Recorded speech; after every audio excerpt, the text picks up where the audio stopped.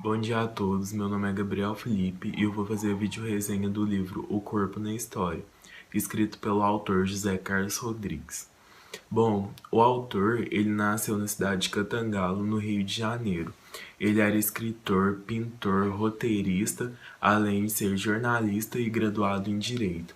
Foi na sua cidade natal que ele começou a estudar suas primeiras letras. Ele era notável e reconhecido em diversos países pelas suas pesquisas e artigos. Em seus livros, a produção nacional era a caracterização de personagens como os índios e negros, e ele também destaca a persistência de um certo tom caricatural, e também além dos estereótipos que persistia bastante nas suas produções. Na prior do livro de José Carlos, O Corpo na História, ele apresenta 190 páginas e ele é dividido em duas partes, e depois essas partes divididas em subtópicos. Bom, o autor ele vai abordar questões em torno dos resultados parciais de um estudo que ele fez, tendo inicialmente o objetivo de representar socialmente o corpo e a morte. Bom, um dos objetivos deste livro é transportar a nossa atenção como leitor para o fato de que a sensibilidade que temos para ele tem um significado.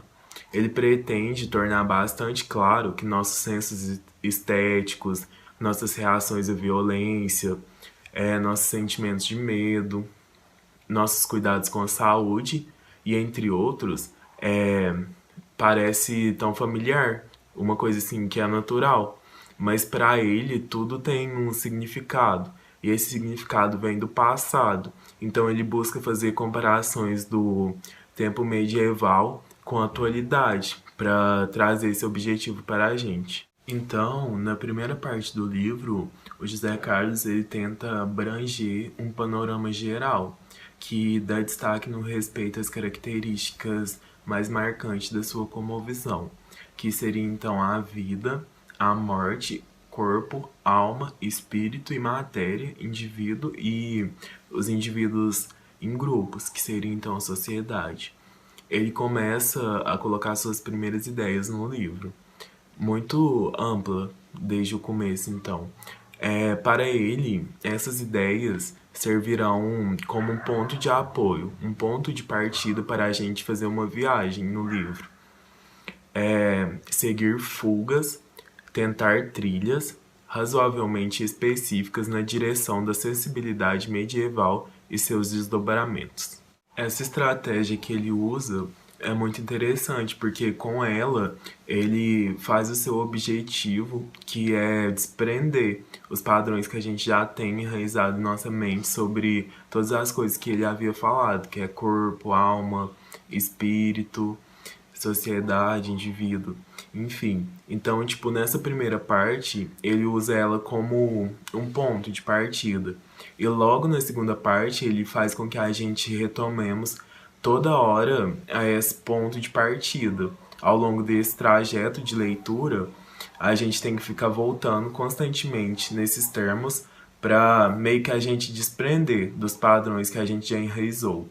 Então ele aborda isso de uma forma bastante interessante por todo o seu livro. Bom, como eu havia falado no começo, o autor ele busca fazer diversas comparações entre a época medieval com a contemporaneidade nos dias de hoje.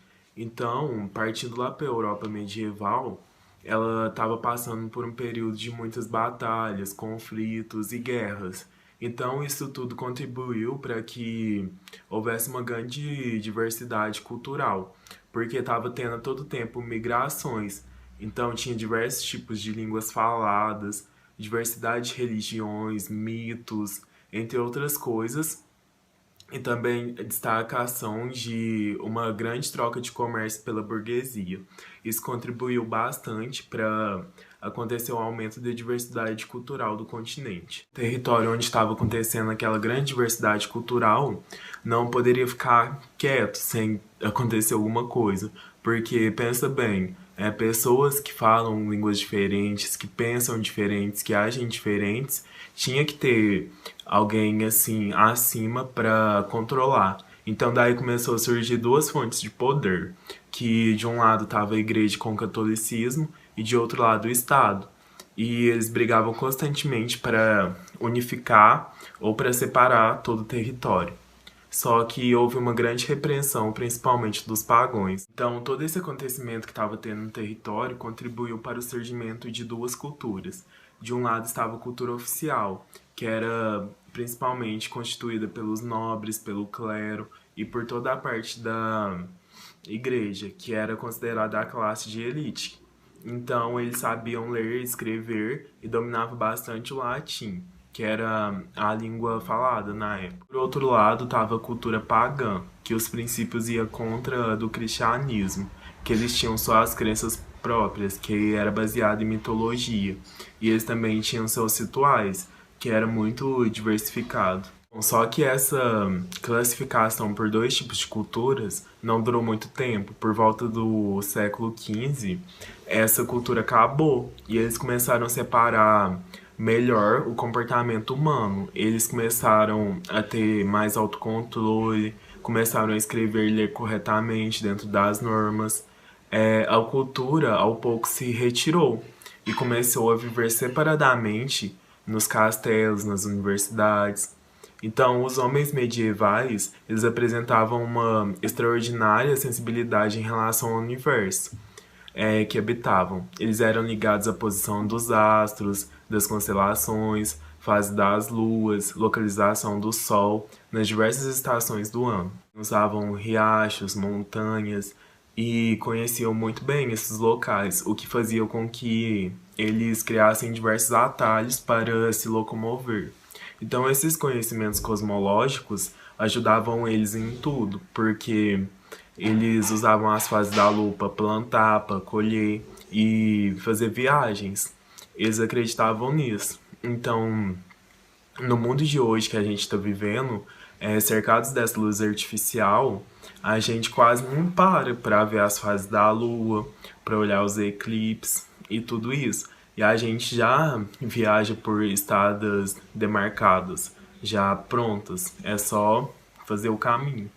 Os medievais acreditavam bastante em conduta ritual e diversas divindades. Eles acreditavam em doentes, feitiçaria, entre outras coisas. Só que isso era muito reprimido pela Igreja Católica e perdiam pouco a pouco seu significado e seu valor.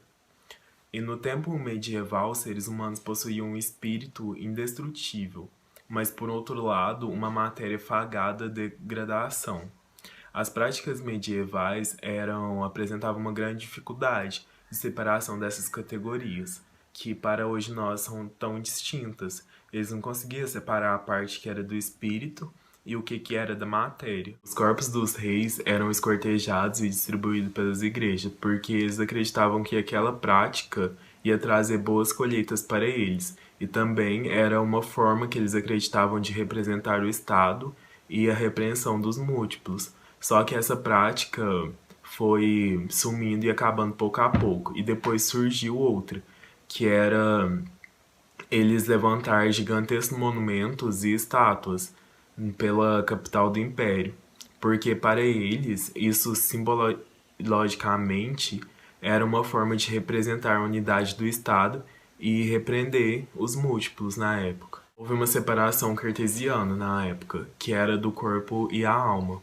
Então eles acabaram com o conceito da dor. Tipo, para eles sentir dor era uma forma de demonstrar fraqueza. Então ela poderia ser consertada. Então, por volta do século XIX, a dor praticamente não comportaria mais qualquer referencial metafísico, mas sim seria reduzida a simples a um assunto neurológico ou farmacêutico.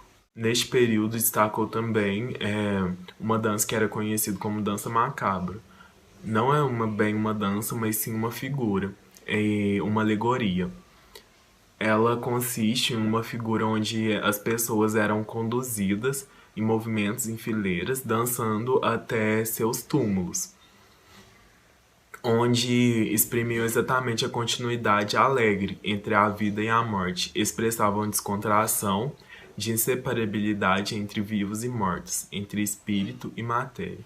Isso para eles era uma forma de transformar tudo que era ruim, tudo que era atemorizante, tudo que era dor em coisas alegre, em luz, em algo inofensivo. Então, por essas razões, os cadáveres, o lixo, as feridas, elas acabavam por configurar um mundo no qual o ser humano, ao invés de sofrer a separação de si, o homem encontrava consigo mesmo.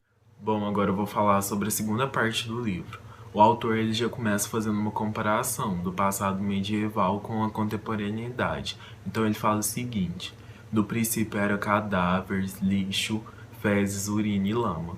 Depois vieram lantejoulas, serpentinas e confetes. Então, nessa parte do livro, ele tem o objetivo de trazer as mudanças da sensibilidade que a história europeia sofreu.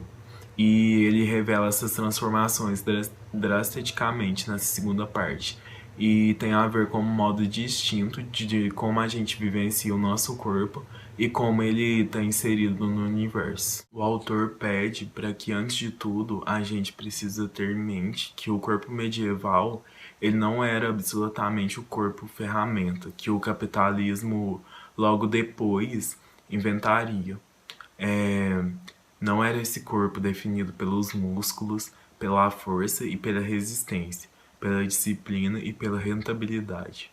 Muito ao contrário, era um corpo preguiçoso, sem grandes preocupações com o tempo ou com o trabalho, mas era voltado para as festas e para a espera que logo ia ter com o empreendedorismo. O corpo medieval na Idade Média, ele constituía algo perfeitamente ligado à cultura. Era constituído por abraços frequentes, contato próximos, por gestos destemidos e também pela coexistência de troca de secreção, de cheiros, de tatos, de gestos, de olhares e fazia com que o corpo inteiramente aberto aos sentidos próprios e alheios.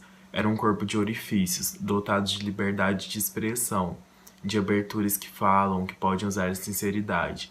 É o corpo da boca que gospe, que vomita, que arrota, que exala hálito.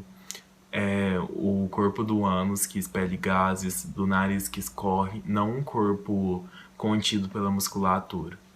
Não era nada desse contexto muscular que meio que esconde essas coisas, vamos dizer que assim, nojenta, mas própria do ser humano. Então, era nada de uma rigidez que separa o inferior corporal do exterior, que desenha os limites do corpo ou que restringe a sua corporeidade individual. Trata-se de um corpo em movimento, que jamais estava inteiramente encerrado, que estava sempre se desfazendo, se refazendo e fazendo outro corpo. O corpo medieval estava sempre absorvendo o mundo ou sendo absorvido por ele. No corpo medieval também, eles valorizavam-se, sobretudo, as partes baixas, que eram as nádegas, a barriga, os órgãos genitais, as coxas, e para eles isso era o belo, o atraente e o importante. Não estavam tão ligados com a parte do rosto. Bom, essa ênfase que a gente dá no rosto começou só depois da emergência do moderno individualismo. Logo após a Idade Média, então, começaram a se fazer camas com a cabeceira mais confortável para fazer essa valorização no rosto humano. Até mesmo as pinturas da época começaram a ter mais nitidez na parte da face, principalmente nos cabelos, nos lábios, no nariz, na boca e na sobrancelha. O autor ele ressalta a ideia de que a mente medieval nega-se a reconhecer qualquer oposição entre a vida e a morte. De uma forma bastante confusa, ele traz que os mortos são apenas pessoas que dormem, estão vivos e ressurgem. São carnes que se decompõem, mas também se recompõem. E como todo ser vivo, a gente está organizado em grupos, em sociedade, e que não há uma sociedade humana isolada, e que a gente espelham em buscar a nossa identificação específica e se organizar a partir dela. E ali a gente afasta, opõe, briga, se apoia. Bom, e essa sociedade, por sua vez, vai se organizando até ter o surgimento de cidades. E nessas cidades é onde há uma grande confluência de poderes, seja eles religiosos, políticos e econômicos.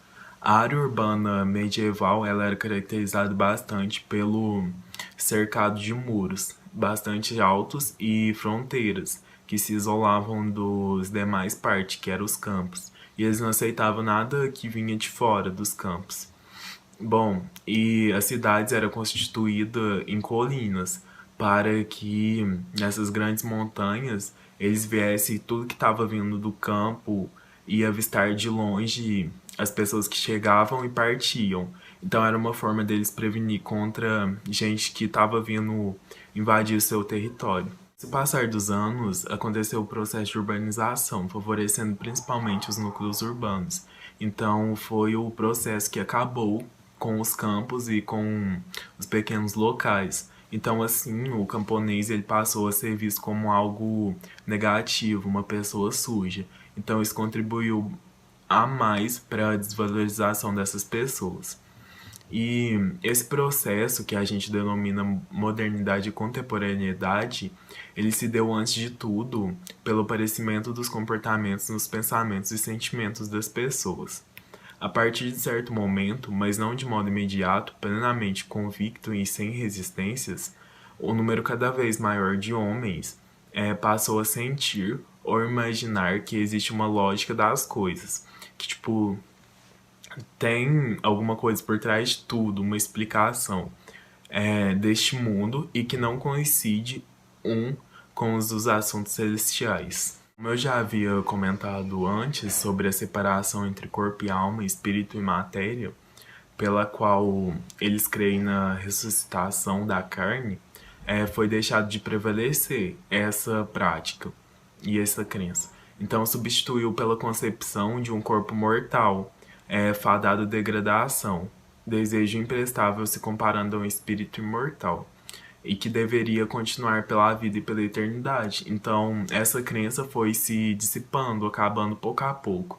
Deu-se também a separação dos doentes, que na época não era feita. Então, eles criaram hospitais, prisões, onde se deveriam alojar os portadores de diferenças, as quais assim poderiam ser mais facilmente mais vigiadas, tipo, visto pelos olhares.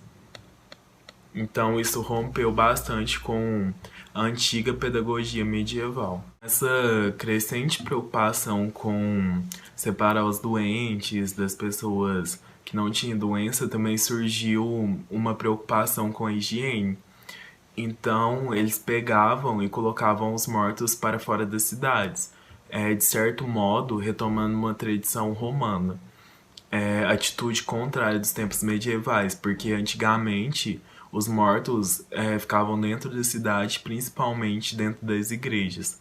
E os reis eram os principais, porque, como eu havia falado, eles acreditavam que aquilo era uma forma de mostrar poder e ajudaria de alguma forma nas colheitas e na produção.